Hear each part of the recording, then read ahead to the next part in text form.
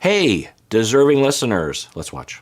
My understanding was that we were broken up when she left. And so dealing with all the emotions that brought, I do regret, I kept the Find My Friends on, kept checking on her throughout the day, making sure she got there safe.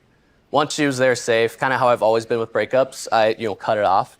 I feel like that's kind of the healthiest way for me. I think we're still hearing avoidant, but there's nothing unwise about that approach, generally speaking, so that you're not going to be constantly going back to the well and hurting yourself. Because we have to remind ourselves, Ben was the one who was dumped.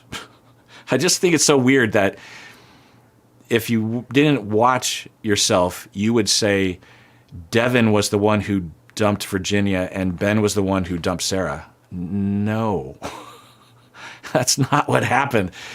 But anyway, so in terms of the broad strokes, right? In terms of what likely, which is fine that Virginia and Sara said no at the altar, 100%. I said a long time ago that personally, everyone has the right to make their own personal choice about who they date, who they marry. Okay, and for me, as soon as Ben in the pods gave that very vague answer about politics and values, I would have been, we're done. I have very little patience.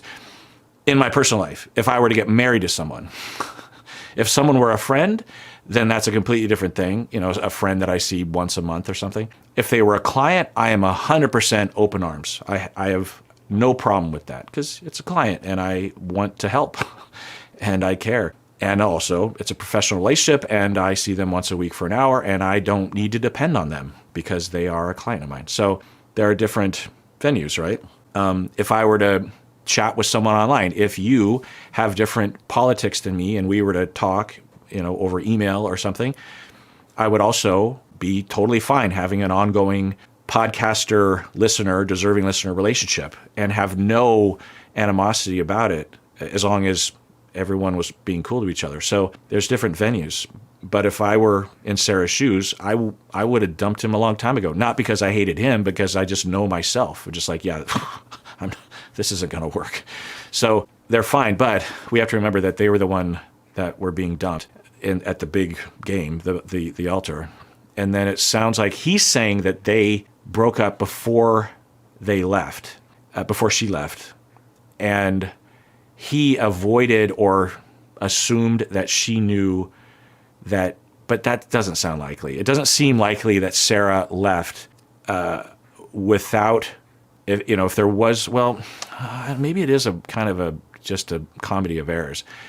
If it's viable that they broke up and they never talked explicitly about him following her to Nashville, but you would imagine that as she's leaving, she's like, okay, I'll see you in Nashville, right? And she didn't respond to that message at all. And there was really no communication till I did tell her that I was talking to Jimmy because I was like, just needing some help with dealing with how things work after everything to someone that went through it. He just dropped me the day I left. Like, I still chose after wedding day. Ben. I texted you. Yeah, so maybe we'll get some more specifics, but both can be right. This is the way breakups are. It is tempting if you're in either their shoes or you're a friend of theirs or you're being triangulated into a conflict like we are right now to want to take sides. But there's a high probability that from each of their perspectives, they're both right. Saturday night and Sunday morning, and you ghosted me for 2 months. You use all my words in your apologies. It's scripted. And also, you're out drinking with friends all day, and you say you're heartbroken crying at home.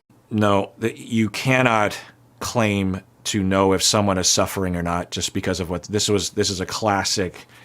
Everyone does this, but this is a major theme of my grief book, that if someone is out drinking with your friends, you cannot know if they're suffering or not. And this notion that you're just supposed to be sitting alone crying into a pizza box for the rest of the evening or life is not only wrong, and it stigmatizes people for grieving in a lot of different ways. And it also can be used to convict people of crimes. like Lindy Chamberlain in Australia and others, when people look at it, it's like, oh, how could, you're clearly not busted up about it because look, we have a picture on Instagram of you out with your friends a week later. Now, in the case of like Casey Anthony, there's some perhaps truthfulness to it. Hard to know. Now, if I'm Sara and I'm hurt and I'm confused and it was a big deal and a shock and it felt very rejecting, it's totally viable for Sara to feel like, wait, did I ever know this guy? Did he ever care about me? Yeah, I said no to him at the altar. And yeah, we did have kind of a breakup conversation prior to leaving, but to just be dropped like that. Now, Ben, in his heart, could feel very similarly. Wait, so you just dumped me at the altar and then we had the breakup conversation? I really thought about how to apologize, because I know I'm not very good with my words, so I texted that out to you. And I meant every word. And then you didn't even reply. There was not even a thumbs up or nothing.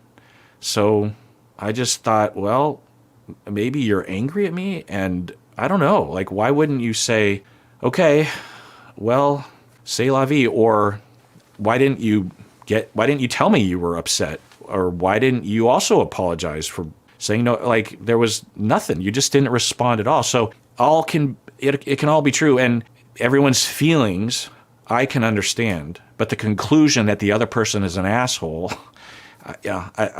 I'll wait for more data. The reason why you call is because you want to check in and be on good terms and practice reunion questions because of Jimmy. I never said practice reunion questions. You said rehearse reunion. No, I said we should just be ready for the reunion and be on good terms for the reunion. No, you said because they're going to ask about values, we should rehearse reunion questions. I don't remember it like that. You exactly did, because I thought it was ridiculous, and I told all these girls. It's not ridiculous. Now, if we claim that Ben is some kind of racist, sexist, traditionalist, bigoted asshole, and he's trying to manipulate everything, then okay. But we don't know that. And yeah, okay, they broke up and oh, big surprise, we have a couple that broke up and they have some negative feelings about each other. Yeah, big surprise there. Now, could we say that, yeah, Ben should, but he was dumped at the altar. I just, right? And then she says after, which is fine, she can dump him at the altar, but it's his job to smooth things over. Now, texting, breaking up, yeah. Should Ben have not done that? Yes. Should he have, if he didn't want to go, should he have had a conversation before she left? Yeah. He didn't say he did have that conversation, so I think he did avoid it. She did not refute that they did break up basically before she left, or at least there was reason to believe that. She didn't refute that, at least in the edit. I don't know. The way that Ben is responding, it is possible that he's not a giant asshole.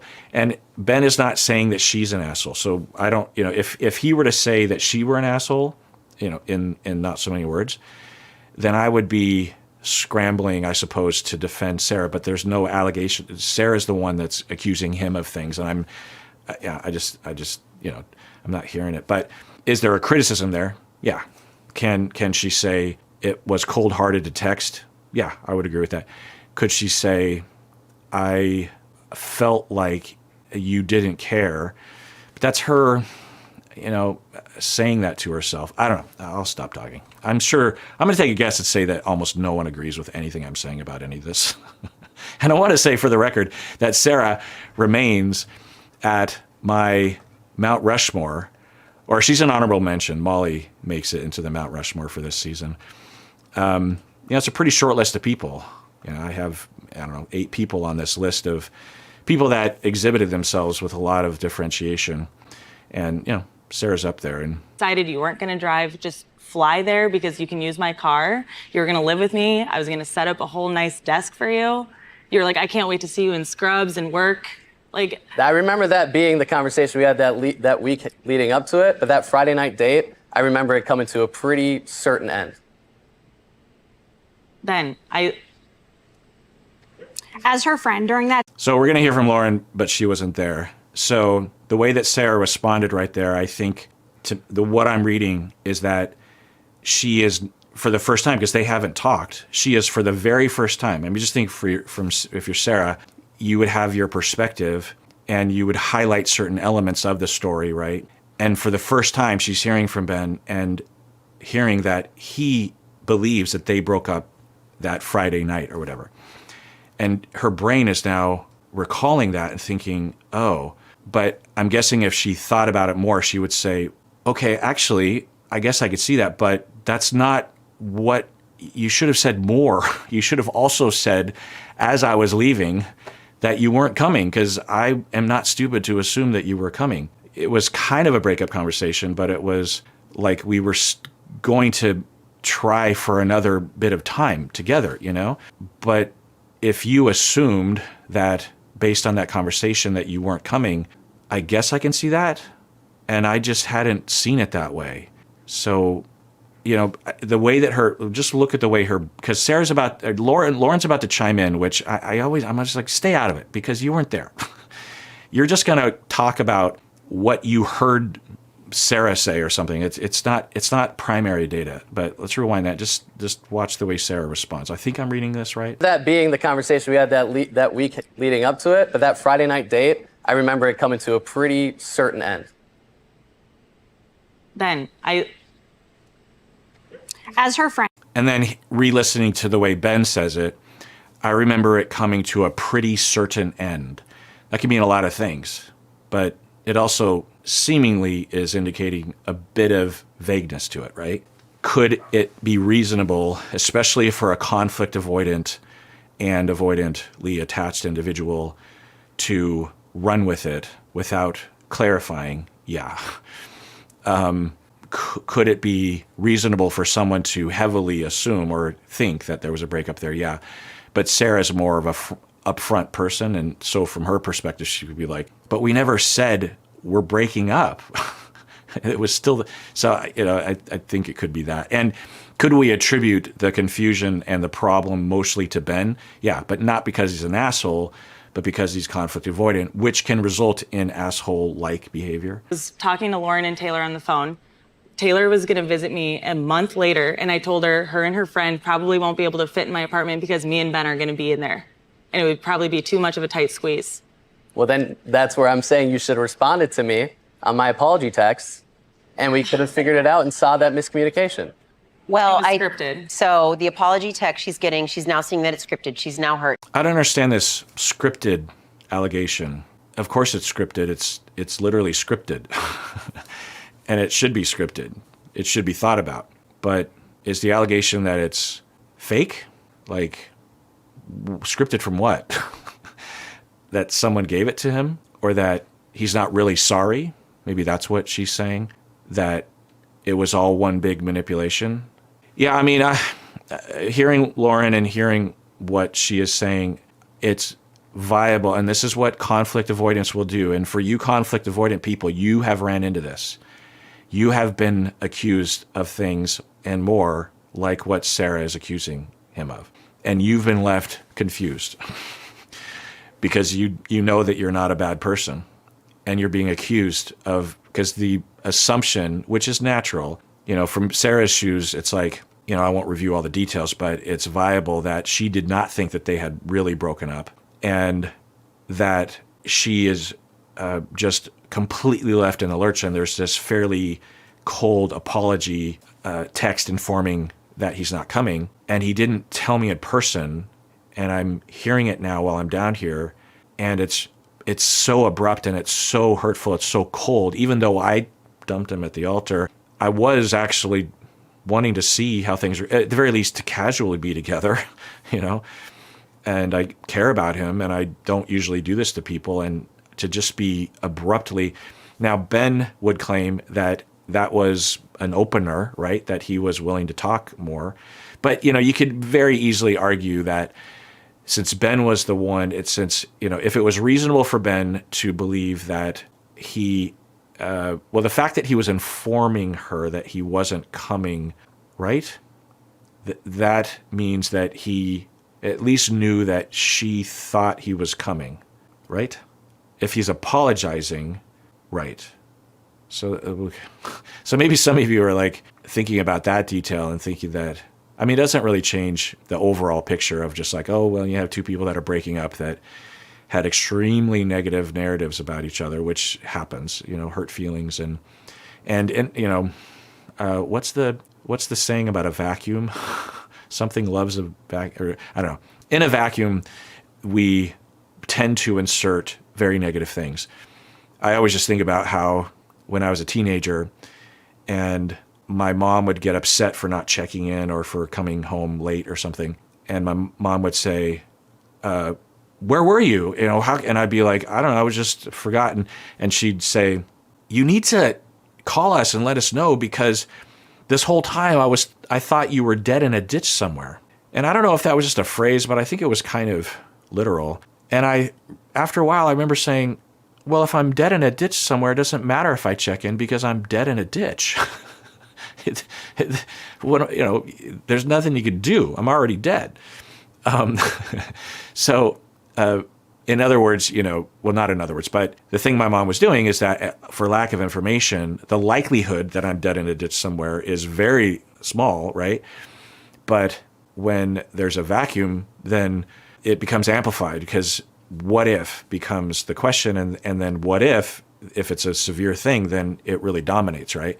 And it can become bigger than it seems likely. So the fact that he just didn't have more communication, Sara, inserted the narrative that he never loved her and that he was manipulative, which is not uncommon to do. He might have been. All those things might be true. He's not really helping himself by coming across similarly to the way he was in the edit, where he just doesn't really seem to care. If he were to, given my speculation about him, I don't think he's capable of this. That if he were to say, look, I was devastated after the altar and I didn't face it. I was so hurt. And I was so confused. And then I did want to go with her because I loved her. But I thought, if I go with her to Nashville, it's just prolonging the inevitable. She doesn't want to be with me. And so, yeah, I texted her, and that was wrong. But honestly, I at the time, I just wanted to have a clean break, and I just wanted to heal. And I knew that if I talked to her, I would want to be with her, and I couldn't do it. And that's my problem. Something like that, I think it would win people over. I think it would help Sara. So who cares about this? We can use this as a jumping off point. For any of you right now that are contemplating or have been in a recent breakup, even if it's a small one like a Tinder date, think about what you're going through just for your own sake. Because if he were to think about what he was going through or what he went through, for his own sake, it would help. Translate that to the other person, because in the absence of information, the other person will insert their own data. At the very least, there's a human being walking around talking shit about you, which isn't great. But more importantly, that other person, if they rewrite history with something very negative, it's going to harm them. They are going to rewrite the story as if you never cared. That's really harmful. And if it's not true, then you want to help them out with that. And, mutual, both ways, right? So I guess that's all I'll say about that. Because that I know I can say. I have no idea what's happening right here. We're getting some details. There's some things to say. But it's kind of, it's hard. The other thing I'll use this as a jumping off point is that as a couple therapist, I will treat couples and hear this kind of thing. This sort of, they say, they said, and if you just hear one side, you're like, oh my God. And then you hear the other side, you're like, oh. And then you're, wait. And that practice of trying to figure out where everyone's coming from and how everyone can be good people and how maybe one person has more traumas and more defenses that have yet to be healed from that are aggravating the situation. That's the way it looks to me. Does it look that way to you? On my apology text, and we could have figured it out and saw that miscommunication. Well, It was scripted. So the apology text she's getting, she's now seeing that it's scripted. She's now hurt. She now knows, A, you're not coming. B, you're saying what you think she wants to hear. So now she's questioning maybe who you are, I guess, as a person that she thought she knew. Do you feel like now that it's been a year, do you feel that this whole process with Ben was rehearsed in a Great question. actually, because that was what I was wondering, the whole scripted word, and then the way that Sara seems to be reacting. Because, there's so many other ways that Sara could be presenting a narrative, right? Of, yeah, he ditched me on the way to Nashville, but, I did break up with him at the altar, and we weren't sure if we were going to move forward. And although he was a bit of a scaredy cat regarding talking with me directly, I don't think we were made for it. Because it does sound like the overall narrative of Sara is the whole thing was a lie. I was being manipulated. So this is a great question, and she asks it in a very concise way. So we'll see what Sara says here. Yeah, I feel like it wasn't authentic, and I fell for it the whole time. I felt like I was completely love bombed. I totally fell for it. Well, it sounds like. So I've talked about love bombing. It's possible. It's possible. And if she felt dumped at the end, then okay, but she dumped him at the altar. We have to, anyway, but it's possible. Yeah. People will psychopathically manipulate people. They're typically trying to get something, right? Like money or loyalty or something, right? Or even attachment security. The love bombing thing, I would have to think about that more. But in terms of, so I'm really glad that the host asked that question, because that does illuminate it. So, okay, so she is now concluding that he was fake from the very beginning, which is totally possible. And someone can look that way when they are not. A lot of people can present that. Some of you might be accused of that you don't have emotions, that you don't care, that you don't exhibit compassion, you lack compassion. You might even start believing it because you've been told it for so long.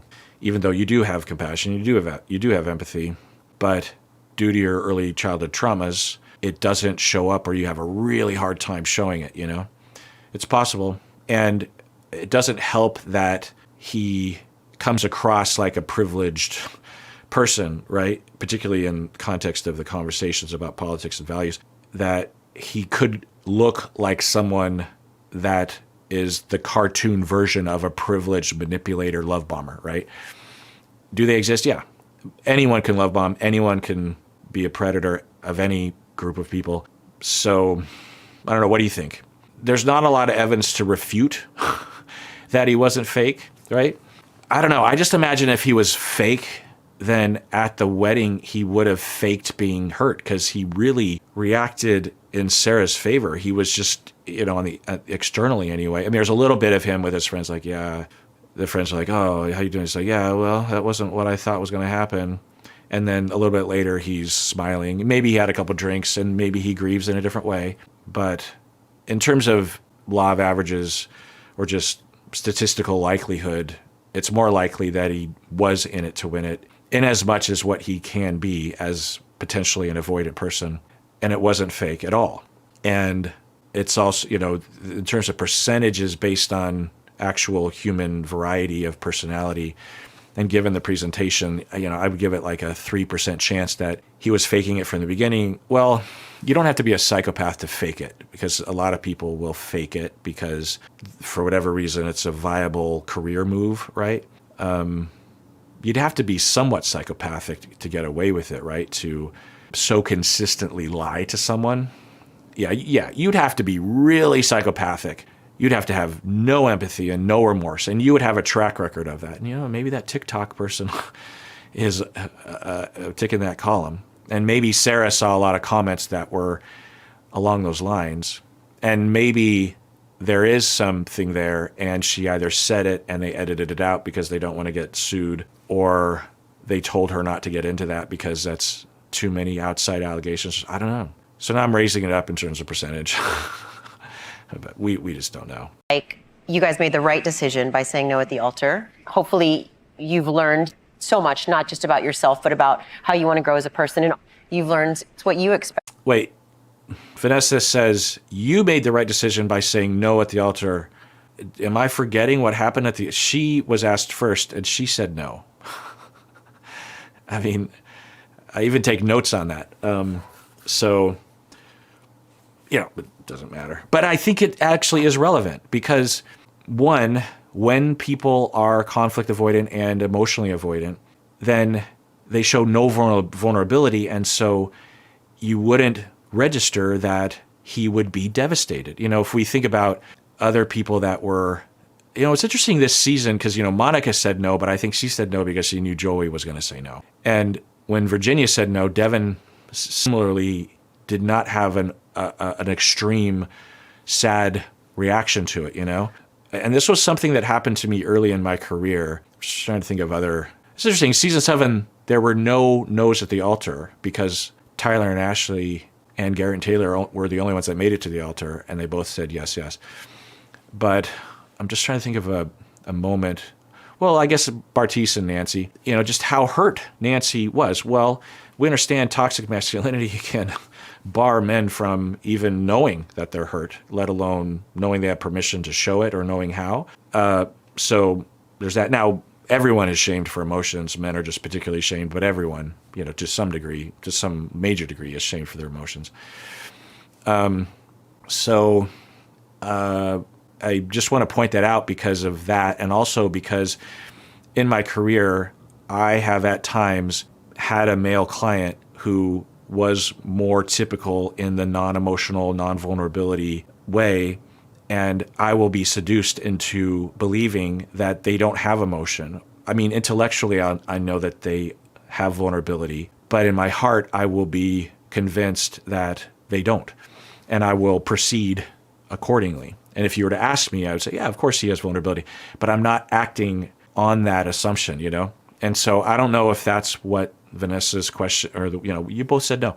It's like, no, she said no. Now, there's a possibility that he didn't have vulnerability and he didn't care, but that's less likely. It is possible, for sure, but it's less likely.